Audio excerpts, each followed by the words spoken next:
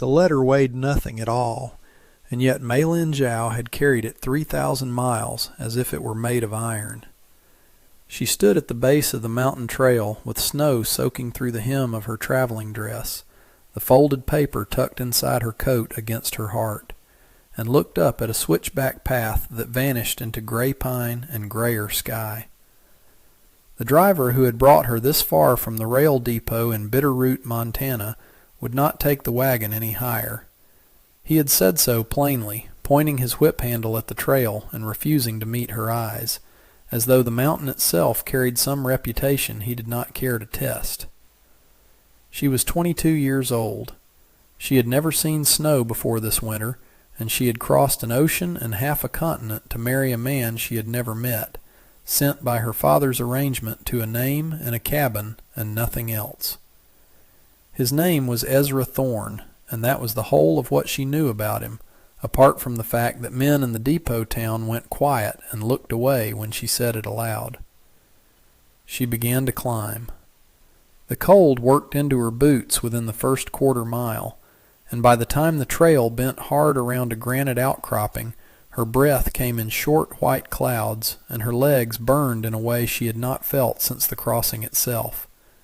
But she did not turn back, because turning back meant returning to a family that had already spent what little they had to secure this match, and because a woman who turned back from an arranged marriage in this country had nowhere at all to go.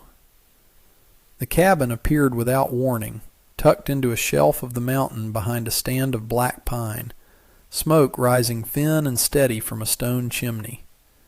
It was smaller than she had imagined, built of hewn logs gone silver with weather, a woodpile stacked chest-high against one wall, and a single window glowing faint gold against the coming dusk. She stood at the edge of the clearing for a long moment, gathering the nerve to cross it, because everything about the stillness of that cabin told her the man inside had already heard her coming and had chosen, for reasons she could not guess, not to come out and meet her. She knocked.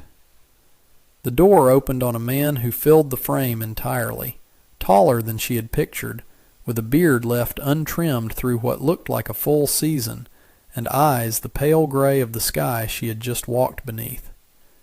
He wore no gun belt in the cabin, though a rifle stood within easy reach beside the door, and his hands, when she noticed them, were scarred across the knuckles in a way that told a story she did not yet know. He looked at her for a long moment without speaking at all. "You're the bride," he said finally. It was not a question, and there was no warmth in it, only a flat kind of recognition, as though she were a delivery he had been expecting and had hoped might be delayed a while longer. "I am Mei Lin Zhao," she said, and her voice came out steadier than she felt, though her hands were shaking badly enough now that she had to press them together to keep the letter from trembling as she drew it from her coat. "My father sent me with this, for you." Ezra Thorne did not take the letter right away. He studied her instead, the wet hem of her dress, the exhaustion carved into her face, the way she stood with her spine straight despite clearly being moments from collapse, and something in his expression shifted, though she could not have said into what. "You walked the whole trail," he said.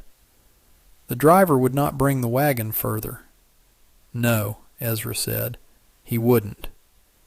He stepped back from the doorway then, and it took her a moment to understand it as an invitation rather than a retreat. She crossed the threshold into a single room lit by firelight, a cabin that was spare but not neglected. A table and 2 chairs, a narrow bed against the far wall, shelves lined with tools and tins, and a single row of books that surprised her more than anything else she had seen since arriving. She held the letter out to him again, and this time he took it, breaking the wax seal with a thumb calloused rough as bark. He read it standing near the fire, and she watched his face for some sign of what it said, though his expression gave away almost nothing, the same careful stillness he had worn since opening the door. When he finished, he folded the letter once and set it on the table rather than returning it to her, and for a long moment he said nothing at all, staring into the fire as if the flames themselves might offer him some answer he had not expected to need. "Your father writes that you're a fine seamstress," he said finally, "that you keep a clean house and don't complain of hard work." "That is true," Maylin said. "He also writes that I'm to treat you as a wife in every respect, effective the day you arrive." Ezra's jaw tightened faintly. "I didn't ask for a wife in every respect. I asked the agency in Helena for household help. Someone wrote back with more promise than I gave permission for." Maylin felt something cold settle in her stomach that had nothing to do with the mountain air still clinging to her clothes. "Are you saying you do not want me here?"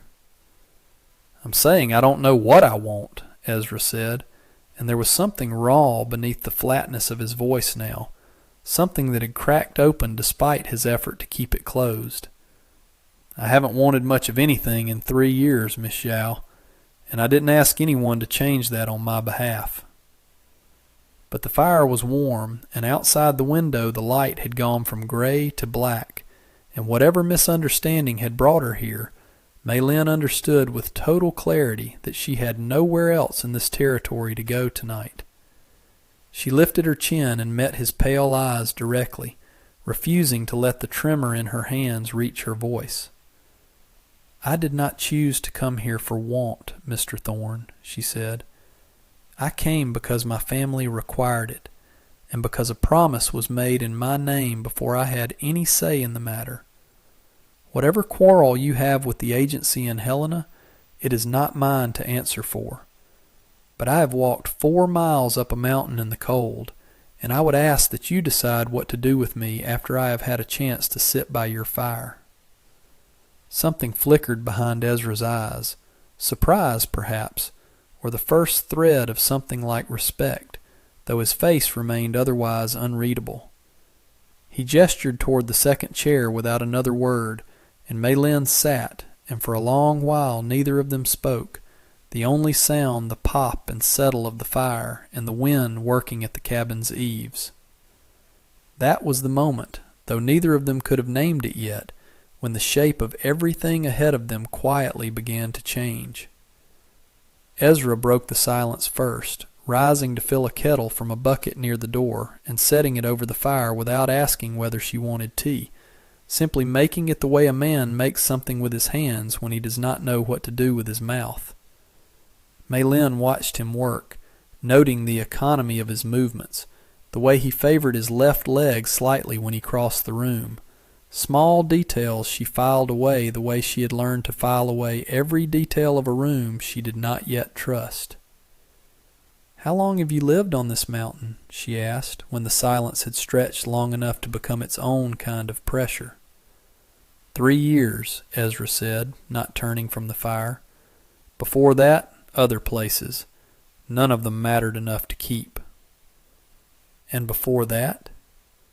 He was quiet long enough that she thought he might not answer at all. "Before that, I wore a badge in a town in Kansas that doesn't exist on any map worth trusting anymore. That's a longer story than tonight has room for." She did not press him further, though the shape of his answer settled into her thinking regardless. A man who had once carried authority, and now carried only solitude, up a mountain far enough from anyone that solitude was the entire point. She accepted the tin cup he handed her, the tea bitter and strong, and wrapped both hands around its warmth gratefully. "You'll sleep there tonight," Ezra said, nodding toward the narrow bed against the wall. "I'll take the floor by the fire. Tomorrow we'll sort out what your father's letter actually requires of either of us, and what it doesn't." "You would give up your own bed?" Maylin said, surprised despite herself.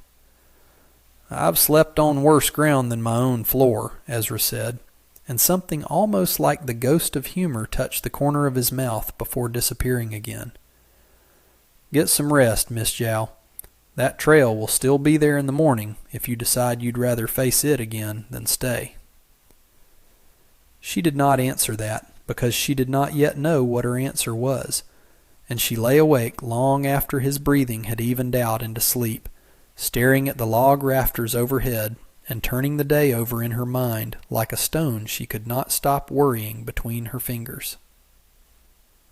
Morning came gray and hard, snow falling steady past the single window, and Maylin woke to the smell of wood smoke and the sound of Ezra already moving about the cabin, stacking kindling with the same economical precision she had noticed the night before. She rose and straightened her dress as best she could, aware suddenly of how little she had brought with her. A single trunk left behind at the depot for later delivery, everything else lost somewhere in the long crossing from home to this cold, unfamiliar mountain. "There's food," Ezra said, without turning from the fire. "Not much, but enough." They ate in near silence, cornbread and salted pork, and Maylin found herself studying him across the small table the way she suspected he was studying her, both of them working through the same unspoken question neither wanted to ask aloud first. It was Ezra who finally set down his cup and spoke it plainly. "I meant what I said last night. I only asked the agency for help around this place. Chopping wood takes half my strength these days, and mending clothes isn't something I've ever had patience for." He paused. "I never asked for a wife, Miss Jow. That much was decided by other people, in other rooms, without either of us in them." "My father believed it was the safest arrangement he could secure for me," Maylin said quietly. "There was trouble at home, debts, a man who wished to collect on them in ways that had nothing to do with money. He thought sending me across an ocean to marry a stranger was better than what waited for me if I stayed." Ezra's jaw tightened, the same reaction she had noticed the night before when he read her father's letter. "What kind of trouble?" "The kind that does not concern a man 3,000 miles removed from it," Maylin said, though the sharpness in her own voice surprised her. "I did not come here to be pitied, Mr. Thorne. I came here because it was decided, and I intend to make the best of what has been decided, whatever shape that takes. If you require only help around this cabin, then I will give you help around this cabin, and we need not pretend at anything more than that." Something in Ezra's expression shifted again, that same flicker of surprise from the night before, though this time it lingered a moment longer before he masked it. "Fair enough," he said. "We'll call it that then. Help for now. Nothing more assumed on either side."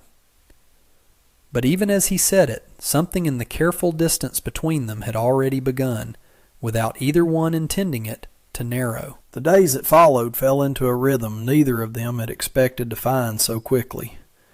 Maylin took stock of the cabin's needs within her first full day, mending a torn shirt Ezra had set aside weeks earlier rather than deal with, scrubbing the floor and the single window until winter light came through clean, organizing the sparse pantry into something closer to order.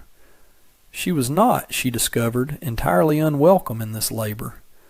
Ezra watched her work with a kind of quiet attention she could not fully read, and though he offered little in the way of conversation, he stopped correcting her when she moved his tools to more sensible places, and he began, without announcing it, leaving the second chair pulled slightly closer to the fire each evening. It was on the fourth day that she saw him with the rifle for the first time since her arrival, moving through the trees at the edge of the clearing with a stillness that reminded her, uncomfortably, of a man stalking something far more dangerous than the rabbit he eventually brought back for the pot. She said nothing about it that evening, though she watched him clean the weapon by firelight with the same careful precision he brought to everything, and she found herself wondering, not for the first time, what exactly had driven a lawman out of Kansas and up onto a mountain where no one else cared to live. She got part of her answer 5 days later, when 2 riders came up the mountain trail in the late afternoon, their horses lathered from a hard climb, and Ezra's entire posture changed the moment he spotted them through the window. "Stay inside," he said, already reaching for the rifle by the door, His voice dropped into something flat and dangerous that she had not heard from him before. "Whatever happens outside, you do not come through that door until I say so." "Who are they?" Maylin asked, fear coiling tight in her stomach even as she forced her voice to stay level.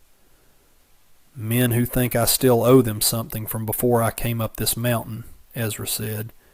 "Stay inside, Maylin." It was the first time he had used her given name. She did not stay entirely inside, though she understood the risk in disobeying him. She positioned herself at the edge of the window instead, watching as Ezra stepped out onto the small porch to meet the two riders, his rifle held loose but ready in a way that told her, even from a distance, that he knew exactly how this conversation might end. The riders reined in at the edge of the clearing, and the larger of the two, a broad man with a gray mustache and a badge she did not recognize pinned crooked to his coat, called out across the snow. "Thorne," the man said. "Didn't figure you'd still be squatting on this mountain." "Where else would I be, Garrett?" Ezra said, his voice carrying easily in the cold, still air. "Figured maybe you'd finally run far enough that Caldwell's people stopped looking," the man called Garrett said. "Guess not. Guess you're still exactly where a man could find you, if a man wanted to." "Then I suppose it's a good thing I'm not hiding from anyone," Ezra said. "Say what you came to say, Garrett, or turn that horse around and ride back down the way you came." Garrett's companion, a leaner man who had not spoken yet, shifted in his saddle with a motion that made Maylin's pulse spike, his hand drifting toward something at his hip.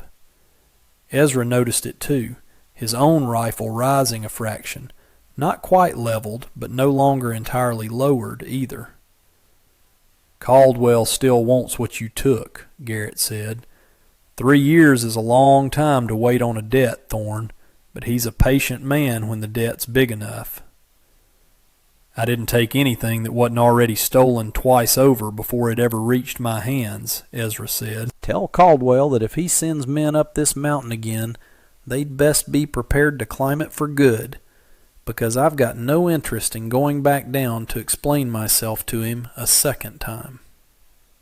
The silence that followed stretched taut enough that Maylin found she had stopped breathing entirely, watching through the frost-fogged glass as the two riders exchanged a look she could not fully read from this distance. Then, without another word, Garrett wheeled his horse around, and after a moment his companion followed, and the two of them rode back down the mountain trail the same way they had come, leaving Ezra standing alone in the snow with his rifle still raised. He did not lower it until they were well out of sight. When he finally came back inside, his face had gone pale beneath the weathered color of his skin, and his hands, Maylin noticed, were not quite steady as he set the rifle back beside the door. "You're bleeding," she said suddenly, spotting a dark line at his temple she had not noticed before. A graze, she realized, must have come from something thrown or fired in a scuffle before he ever reached the porch that morning, hours before the riders arrived, evidence of some earlier trouble he had not mentioned. "It's nothing," Ezra said, though the flatness in his voice had gone thin, strained at the edges. "Who is Caldwell?" Maylin asked, refusing to let the subject drop the way he clearly wanted it to. "What did those men mean about a debt?" Ezra was quiet for a long moment, staring at the fire the way he had that first night, and when he finally spoke, his voice carried a weight she had not heard from him before. "I was a marshal in Kansas," he said. 6 years, in a town called Hollis Creek. There was a man named Caldwell who ran half the territory through bribery and worse, and everyone in that town knew it, and everyone was too afraid or too well paid to say so out loud. He paused. "I found evidence that would have ended him. Ledgers, names, enough to hang 3 men, including Caldwell himself. Before I could bring it to a federal judge, my own deputy sold me out. I barely made it out of Hollis Creek alive, and I've been running since, one step ahead of men Caldwell keeps sending to finish what that deputy started." "And the ledgers?" Maylin asked quietly. "Do you still have them?" Something in Ezra's expression closed off entirely, though not before she caught the flicker of confirmation in his eyes. "That's not something I can talk about tonight." But the fact that he had told her anything at all, after 3 years of solitude on this mountain, told Maylin something she suspected he had not intended to reveal, that whatever wall he had built around himself since Hollis Creek had, in the space of 5 short days, begun to show its first genuine crack. The following weeks deepened the strange rhythm they had settled into, though the visit from Garrett and his companion had left a tension in the cabin that neither of them fully shook off. Ezra grew more watchful, checking the tree line each morning before he ventured out for wood or game, and Maylin found herself listening for hoofbeats on the trail every time the wind shifted, both of them carrying the quiet knowledge that Caldwell's patience, however long it had already stretched, would not stretch forever. It was on a bitter evening in the second week, snow falling thick enough to erase the trail entirely, that Ezra came in from the woodpile with his arm cradled awkwardly against his side, his jaw set tight against pain he was clearly trying not to show. "What happened?" Maylin demanded, crossing the room before he had even fully closed the door. "Slipped on the ice," Ezra said, though the tightness in his voice suggested there was more to it than a simple fall. "It's nothing broken, just wrenched." She did not fully believe him, though she let the explanation stand for the moment, watching as he lowered himself carefully into the chair by the fire, his breath coming shorter than the injury alone seemed to explain.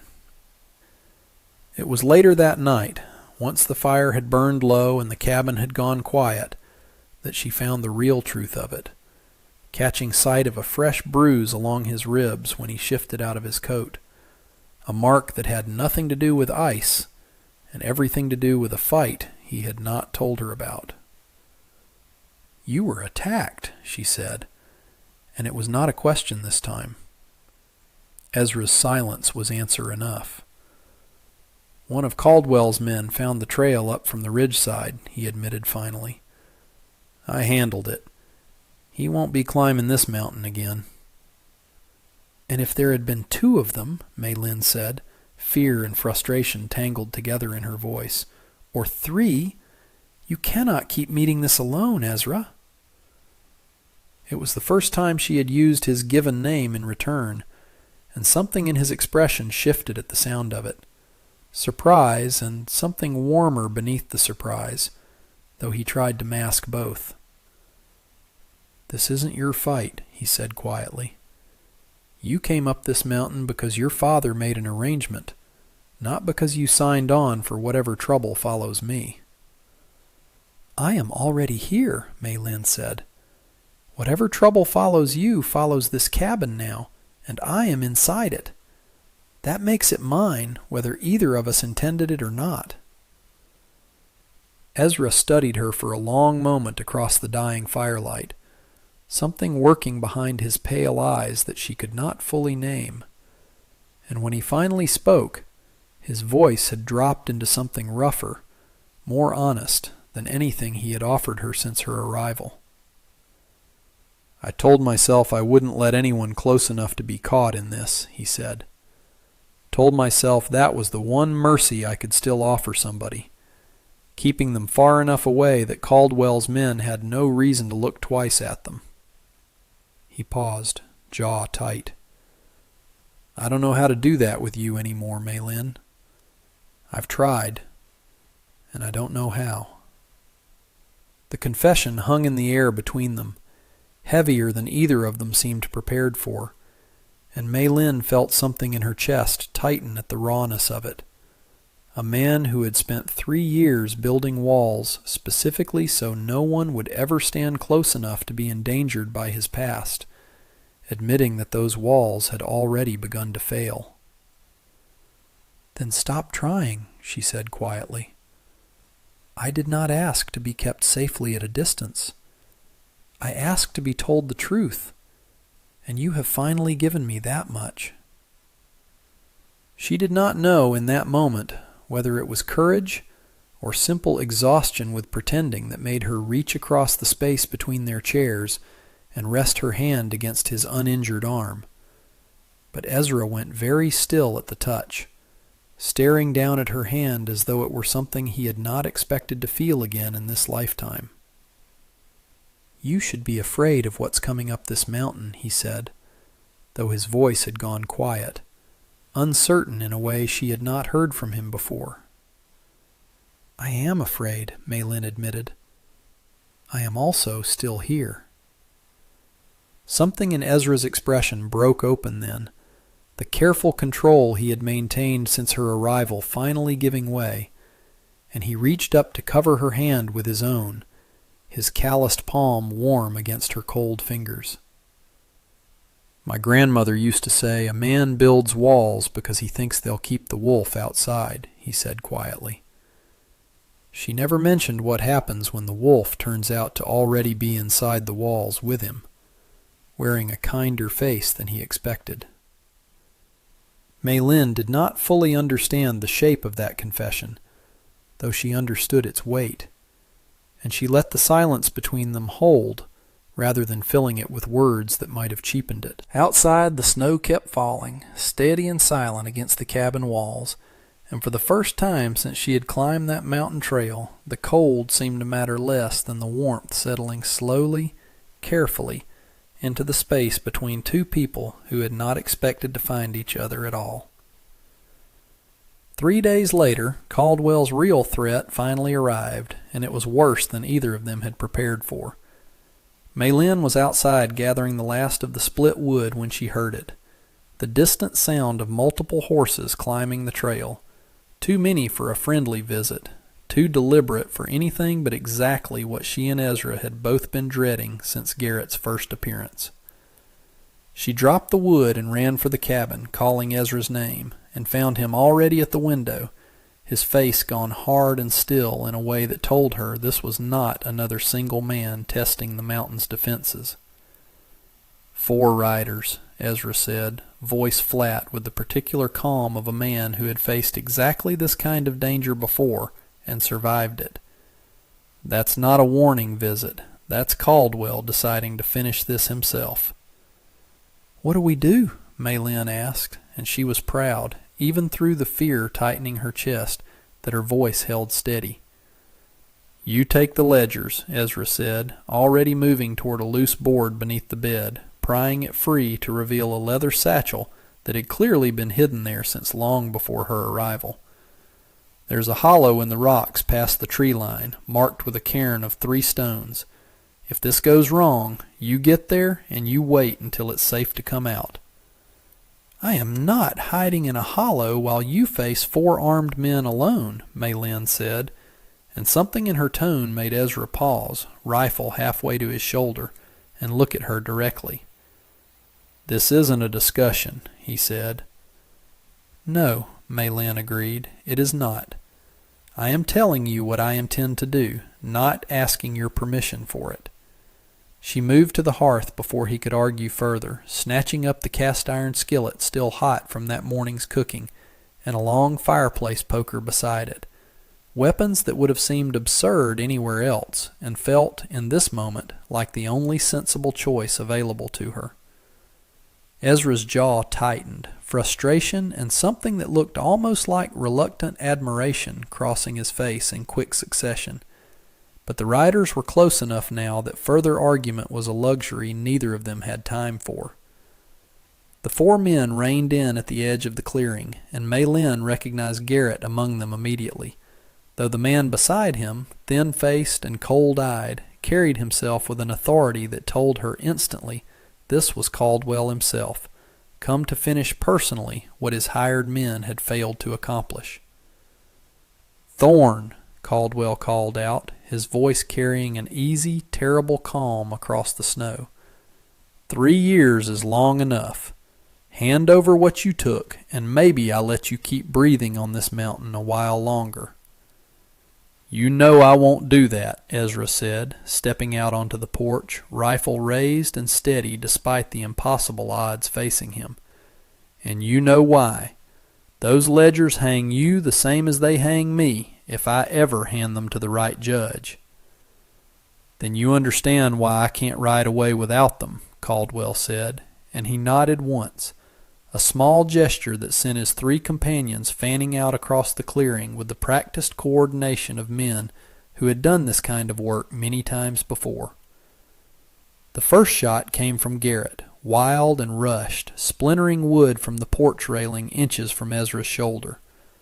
Ezra returned fire immediately, precise and economical, and one of Caldwell's men went down with a cry that echoed sharp across the snow-covered clearing. But the numbers were still wrong, 3 against 1, and Maylin watched from the doorway as a second rider circled wide toward the cabin's flank, clearly intending to come at Ezra from an angle his rifle could not easily cover.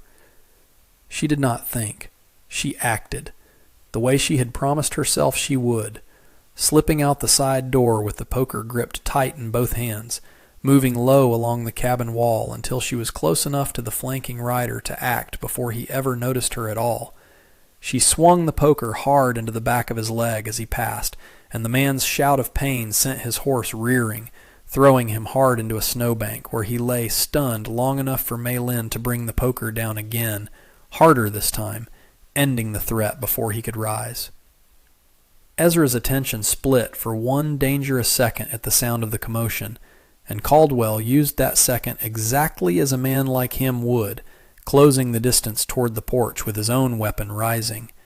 But Maylin was already moving, hurling the heavy skillet with every bit of strength she had, and it struck Caldwell hard across the shoulder, throwing off his aim just as Ezra's rifle came back to bear.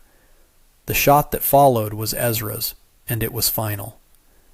The remaining rider, seeing his employer fall and 2 of his companions already down, wheeled his horse hard and fled back down the mountain trail without a backward glance, leaving Garrett alone and wounded in the snow, his weapon already discarded, both hands raised in surrender.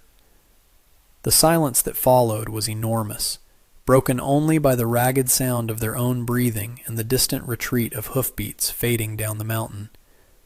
Ezra lowered his rifle slowly, staring across the clearing at what remained, and then his eyes found Maylin, standing pale and shaking but upright, the empty skillet still gripped in one white-knuckled hand. He crossed the distance between them in 3 long strides, and pulled her against his chest with a force that spoke of fear finally breaking through every wall he had built since Hollis Creek.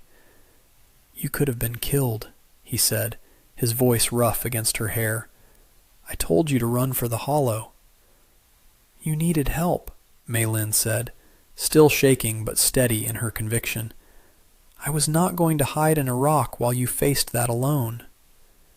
Ezra pulled back just far enough to look at her, something raw and unguarded moving across his face, and for the first time since she had climbed that mountain trail, she watched every last piece of his careful distance finally give way entirely. "I have spent 3 years telling myself I didn't need anybody close enough to matter," he said quietly. "Then you walked up that trail with your father's letter, and I have not had a single honest moment since that didn't have you standing somewhere in the middle of it." "That is not an apology," Maylin said, though there was no sharpness left in her voice, only something soft and questioning. "No," Ezra agreed. "It's not. It's the truth, which I think you've earned more than an apology at this point." He kissed her then, there in the snow among the aftermath of a fight that could easily have ended in both their deaths, and it was nothing like the careful distance either of them had maintained since her arrival. It was certain in a way that surprised them both, his hand cradling the back of her head with a tenderness that contrasted sharply against the violence still smoking in the clearing around them, and when they finally broke apart, Ezra rested his forehead against hers, breathing unsteady. "This changes what your father's letter actually asks of us," he said quietly. "I think we both know that now." "I think we have known it for longer than either of us admitted," Mei Lin said. Garrett, still sitting wounded in the snow with his hands raised, cleared his throat carefully. "Caldwell's dead," he said. "Whatever comes next in Hollis Creek isn't my fight to finish. I'd sooner ride down this mountain and never come back up it, if that's agreeable." "Take your dead and go," Ezra said, his voice hard again, though the arm around Mei Lin's shoulders did not loosen. "Tell whoever's left in Hollis Creek that the ledgers are with a federal judge in Helena by month's end. There's nothing left up here worth climbing for." 3 months passed before the full weight of that winter's violence finally settled into something like peace. Ezra rode down to Helena himself in early spring, delivering Caldwell's ledgers into the hands of a federal judge who had waited 3 years for exactly that evidence to surface. And when he returned, the last of the fear that had shadowed the cabin since Garrett's first visit rode down the mountain with him and did not come back.